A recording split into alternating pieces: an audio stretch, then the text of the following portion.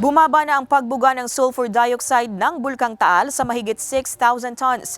Naitala naman ng PHIVOLCS ang 45 volcanic tremor sa bulkan sa nakalipas na 24 oras. Alamin yan sa report ni Paul Hernandez.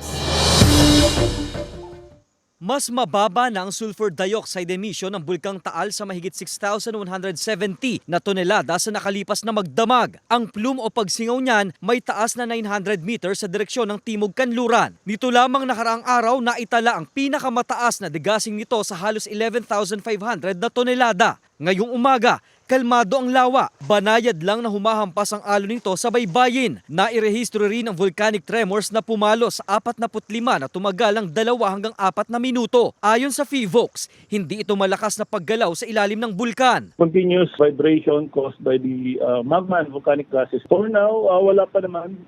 Mahina lang naman ito sa weak earthquake. Pero pinag-iingat pa rin ng publiko dahil may steaming activity pa rin sa bunganga ng bulkan. At ang maiinit na volcanic fluids nito ang dahilan kaya nakakapaglabas ng sulfur dioxide. Wala namang naitalang volcanic smog o VOG. Ang VOG ang nagdudulot ng pangangati ng lalamunan at balat. Gayon din ang iritasyon sa mata kapag na-expose rito. Yung severity po will depend on the gas concentration and duration of exposure. Mahigpit pa rin ipinagbabawal ang pagpasok sa permanent danger zone. Nasa ilalim pa rin ang alert level 1 ang babala ng PHIVOLCS sa Taal. Ipinapayo ng mga otoridad na maging alisto sa lahat ng pagkakataon. Kasama si Buhay Adante Jr., Paul Hernandez, Balitang Southern Tagalog.